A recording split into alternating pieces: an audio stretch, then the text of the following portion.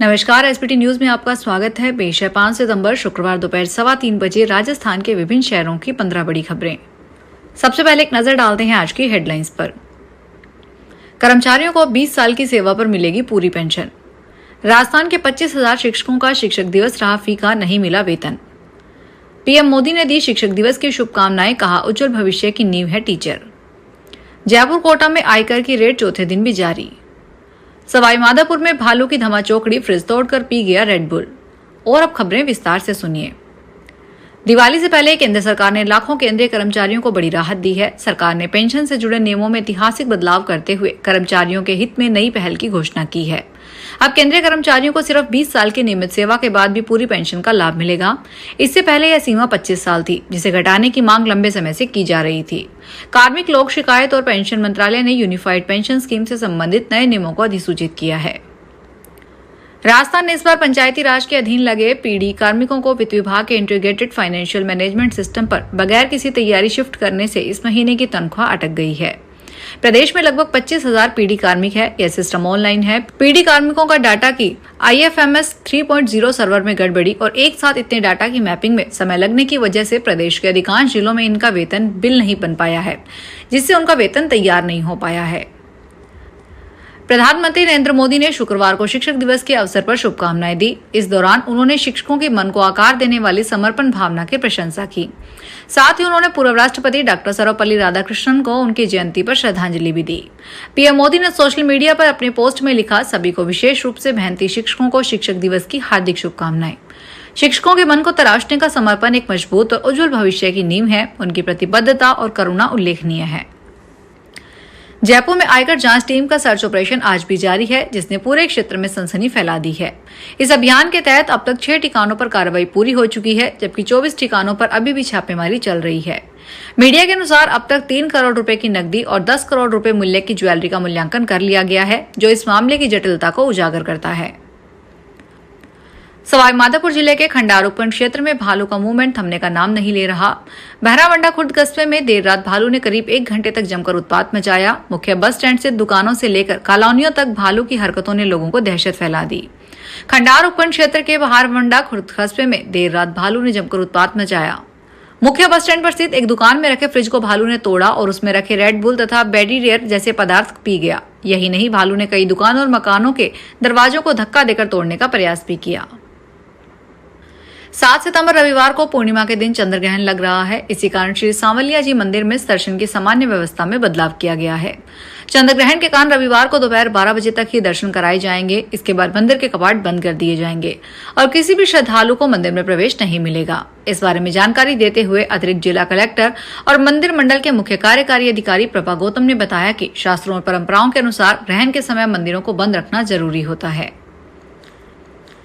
दिल्ली से इंदौर आ रही air India express की उड़ान आज शुक्रवार सुबह यात्रियों के लिए सांसें थमा देने वाला पल लेकर आई। उड़ान के दौरान विमान के इंजन में तकनीकी खराबी आ गई, जिसके बाद पायलट ने तुरंत ATC से संपर्क कर आपातकालीन लैंडिंग की अनुमति मांगी। विमान में उस समय कुल 161 यात्री सवार थे। इंजन की खराबी की खबर मिलते ही एयरपोर्ट पर हड़कंप मच गया। फायर ब्रिगेड, एम्बुलेंस और CISF की टीमें तुरंत अलर्ट मोड पर आ गई और पूरे रनवे को सुरक्षित कर लिया गया। इस घटना में किसी भी यात्री को चोट नहीं आई और सभी पूरी तरह सुरक्षित रहे। भारत सरकार की साइबर सिक्योरिटी एजेंसी ने व्हाट्सएप यूजर्स के लिए एक हाई रिस्क सिक्योरिटी अलर्ट जारी किया है। कंप्यूटर इमरजेंसी रिस्पांस टीम के मुताबिक व्हाट्सएप और व्हाट्सएप बिजनेस के कुछ पुराने वर्जन में एक तकनीकी कमजोरी पाई गई है, जिसका फायदा उठाकर हैकर आपकी निजी चैट्स और संवेदनशील डेटा तक पहुंच सकते हैं। अगर कोई हैकर इस कमजोरी का शातिर इस्तेमाल करे तो वह बिना आपकी जानकारी के आपके डिवाइस को एक मैलिशियस रिक्वेस्ट भेज सकता है, जिससे आपकी गोपनीय जानकारी उसके पास पहुंच सकती है।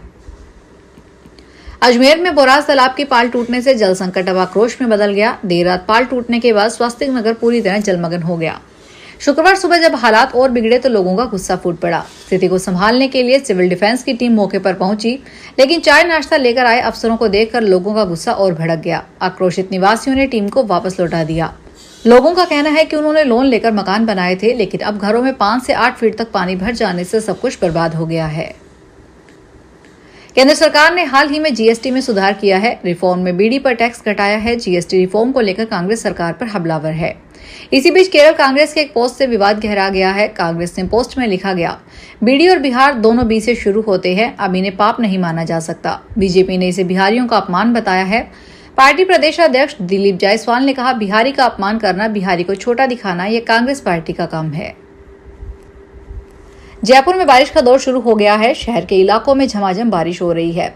सिविल लाइन, सी स्कीम, टोंक रोड, 22 गोदाम, सोडाला, रामबाग, सहकार मार्ग, अजमेर रोड सहित कई इलाकों में बारिश हो रही है। तेज बारिश से वाहन चालकों को परेशानी हो रही है। राजस्थान के 37 जिलों में 120% तक ज्यादा बारिश हुई है। अब बारिश का आंकड़ा औसत से 63.12% ज्यादा है। ट्रंप ने जापान पर लगाए हुए टैरिफ को घटा दिया है। जापान के ऑटो सेक्टर को इससे बड़ी राहत मिली है। मीडिया रिपोर्ट्स के मुताबिक उन्होंने एक आदेश पर हस्ताक्षर किए, जिसके तहत जापानी गाड़ियों पर लगने वाला टैरिफ 27.5% से घटाकर 15% कर दिया गया है। व्हाइट हाउस की ओर से जारी इस आदेश में कहा गया है कि न सिर्फ गाड़ियां बल्कि कई अन्य सामानों पर भी टैरिफ को 15% तक सीमित किया जाएगा। पाली के उत्वन गांव में 26 साल बाद समुद्र मंथन की परंपरा निभाई गई। करीब 900 महिलाएं, जिन्होंने पहले यह परंपरा नहीं निभाई हो, उन्होंने पहले गांव के तालाब की परिक्रमा लगाई। उसके बाद तालाब के पानी में खड़े होकर समुद्र मंथन की परंपरा निभाई। इस दौरान भाइयों ने बहनों को पानी पिलाया और चुनरी ओढ़ाकर उन्हें तालाब से बाहर लेकर आए। इस पूरे कार्यक्रम में करीब 6000 से ज्यादा ग्रामीण हिस्सा लिया। एक बार फिर गिव अप अभियान की डेट को बढ़ा दिया गया है। अब इसकी अंतिम डेट 31 अक्टूबर कर दी गई है।